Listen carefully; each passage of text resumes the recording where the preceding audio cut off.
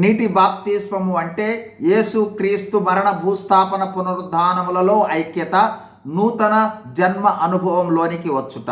నీటి బాప్తిస్మమునకు అనుబంధమైనదే పరిశుద్ధాత్మ బాప్తిస్మము. పరిశుద్ధాత్మ బాప్తిస్మము అంటే పరిశుద్ధాత్మ చేత ముంచబడుట. పరిశుద్ధాత్మ బాప్తిస్మం అనే పదము బాప్తిస్మమిచ్చి యోహాను యేసు ప్రభువును గూర్చి సాక్ష్యమిస్తూ మత్తయి సువార్త 3:11 ఉపయోగించడం జరిగింది. అపోస్తలుల కార్యములు 1:5 ప్రభువు మీరు పరిశుద్ధాత్మలో బాప్తిస్మము పొందెదరు అని శిష్యులతో అన్నారు. పరిశుద్ధాత్మ బాప్తిస్మము విశ్వాసికి లేదా నూతన జన్మ అనుభవం గలవారికి ఎందుకు అవసరం? పరిశుద్ధాత్మ బాప్తిస్మం పొందిన వారు ఎలా ఉంటారు చూద్దాం ఈ రోజున. 1, పరిశుద్ధాత్మ బాప్తిస్మము పొందిన వారు పరిశుద్ధాత్మ శక్తిని పొందుకుంటారు. శక్తి కలిగి దేవునికి యేసు ప్రభువుకు సాక్షులుగా ఉంటారు. అపోస్తలుల కార్యములు 1:8. 2, పరిశుద్ధాత్మ బాప్తిస్మం పొందిన వారు ధైర్యంగా ఉంటారు.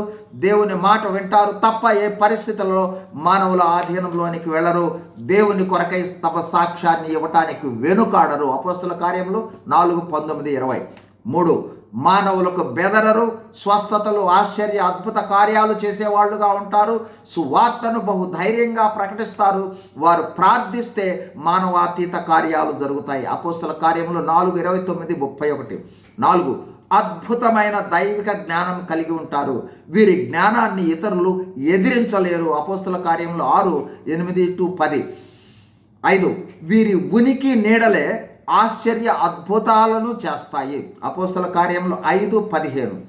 6, వీరు శ్రమలలో దేవుణ్ణి ఆరాధించేవారుగా ఉంటారు. అపోస్తలుల కార్యములు 16:25.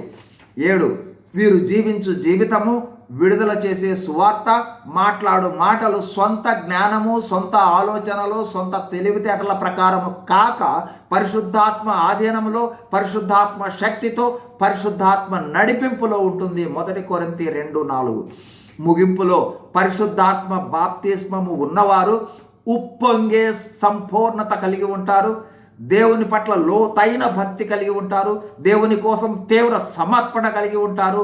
ఆయన పని పట్ల అంకిత భావం కలిగి ఉంటారు. క్రీస్తును పోలి జీవిస్తారు. క్రీస్తు కొరకు ఏ త్యాగమైనా చేయటానికి సిద్ధంగా ఉంటారు. God bless you. Thank you.